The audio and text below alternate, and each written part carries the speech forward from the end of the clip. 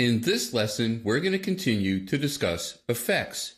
If you'd like to follow along, go under the File menu to Open, and in the Sample Files folder, scroll down to 1405, adding a glow to it, and just click Open. Why don't we select this text frame? You can't tell it right now, but there is text in this frame. And the reason you can't see it is it's red text in a red-filled frame. But you will see the text after we apply a glow effect. I'm just going to scroll over a bit to make room for the dialog window, and then click on my text listing to apply the effect to the text within the frame, and go to my FX pop-up to outer glow. And as soon as the dialog opens, you can see that there is a glow around it, and it does actually say outer glow. There is lettering. If preview is not checked, make sure to check preview. In the blending area, you can see the screen mode as it would be with highlights and anything that has to do with glows. It's using screen with white as the color of the glow. The opacity is 75%. I could increase that to make it even more glowing. Why don't I go up to 100%? Why don't I increase the size? And you can see it's now getting bigger and bigger and bigger, and it's more glowing. I could also change the technique from softer to precise. It's very glowing. I could add some noise to make it look a little bit less computer generated. I could also make the brightest part of the glow skew out from underneath the lettering to make it even more glowing.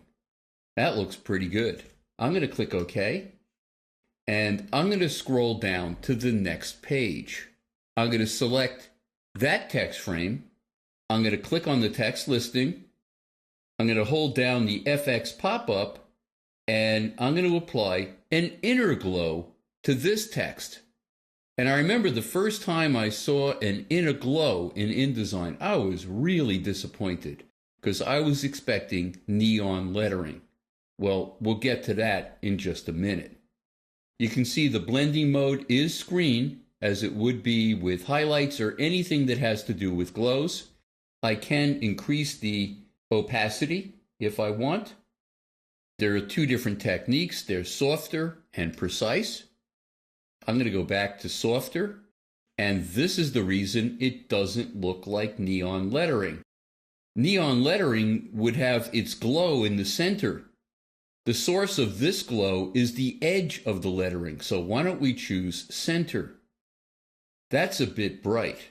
Why don't we increase the size just a little bit, and also use choke just a little bit. And that's starting to look like neon lettering. Let me increase the noise just a little bit to make it look less computer generated. And then I'm going to click OK. If I wanted to use this particular effect on text again and again to save time and assure consistency, I would save the formatting of this object, including the effect, as an object style, so I could apply it very quickly. In the next lesson, we're going to continue discussing transparency and effects.